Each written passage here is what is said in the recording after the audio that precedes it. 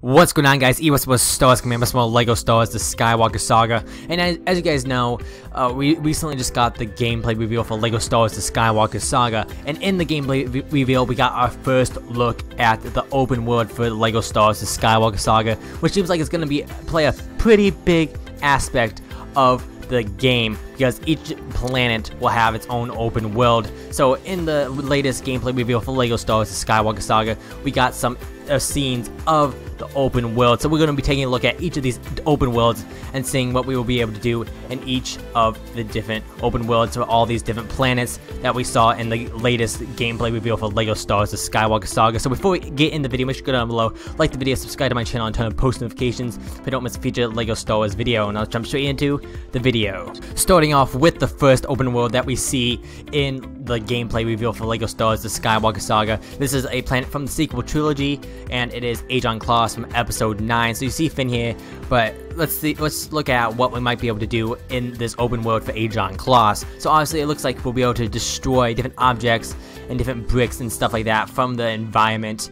And then if we look a little bit more, it seems like we have two different areas. We have the bottom area, then we also have the top area. So we can scale up the mountain. So instead of it just being this flat open world, we have some different scaling to these different planets. So you can explore the top part of the mountain, go up it, maybe interact with some buildings and stuff, or go down on the ground, and also use the zip line. So maybe you'll be able to interact with different things, different movement things to help you maneuver around the area of this open world. So the zip line will help you get down to the bottom of this open world area for Ajon Kloss. If you go a little bit more through this little first part of the open world that we see here, it also looks like there'll be some sort of events that might take place on each of these open world areas for these different planets.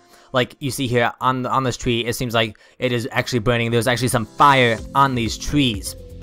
So that makes me think, this is just speculation, by the way, this is not confirmed, but maybe when you come back to these certain planets at a different part of the day, maybe at one point in the day when you come back to this planet, there will be a forest fire and you'll have fire on this tree, but maybe a different part of the day, there will be no fire and it'll just be nowhere to see, nowhere to be seen, and maybe the tree will be completely gone and burnt down. So I wonder if there will be different events that might take place on these different planets at certain points of the day. So one point when you might come out to this planet, it might be different from another point when you come back to this planet. So that just looked really interesting to me and something I thought I would point out. There was also a starfighter down here, Y-wing, so that makes me think that we will be able to switch our starfighters at some place in Ajon Kloss. So there'll probably be an area where you'll be able to switch your starfighter. So if you don't like the vehicle that you have at the moment, you will be able to switch it when you go to travel to your next planet. Now let's move on to the next part of the open world in this gameplay reveal. Now let's take a look at an open world from the prequel trilogy, which is Coruscant.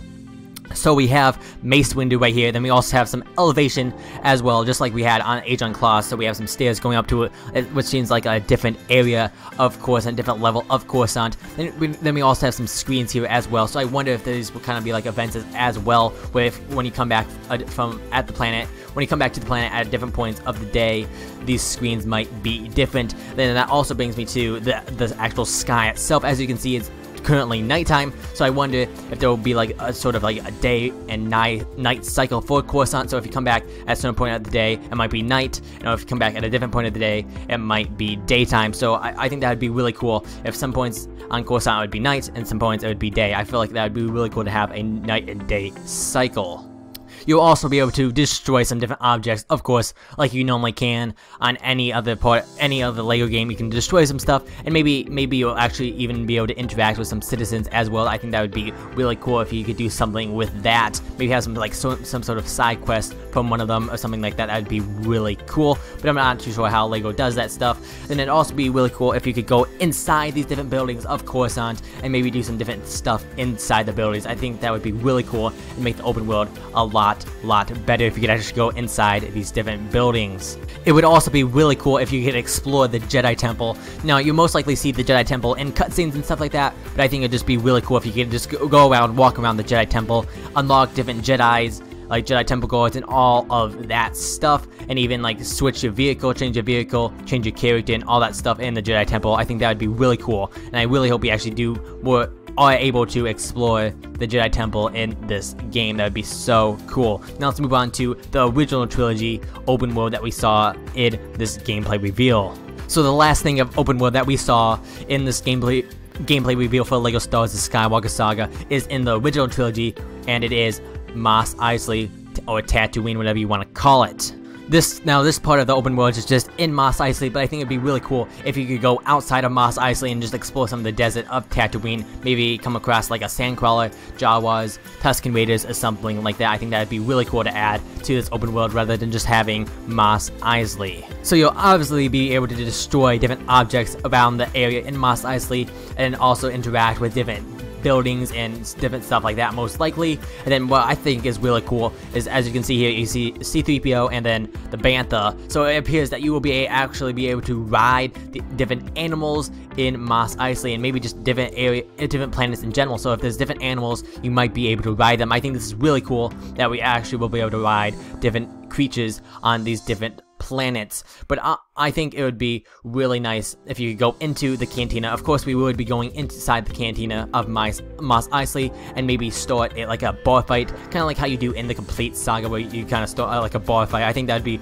a really cool thing to add into the Skywalker Saga for the Mos Eisley open world. Of course, you'll have some missions that you'll have to go to Mos Eisley to actually get to, but I feel like if you have that like one cantina part where you can just explore, interact with people, and also start like a bar fight, I think that would be really cool. And also, of course, explore different buildings and stuff. I think it would be really cool if you could actually go inside different buildings and do that good stuff, and maybe also have another day and night cycle, just like kind of how it is on Coruscant. Now, one thing each of these open worlds have in common is that you will most likely be going back to all these open worlds a lot during your journeys through the Skywalker Saga, especially Coruscant and Tatooine/Mos Eisley. It's just these two are very pivotal in the Skywalker Saga, because Coruscant it's a very pivotal place in the prequel trilogy, and so is Tatooine in the originals, and also Tatooine is also in the prequels as well. And apparently, when you go to this planet, when you go to, like, let's say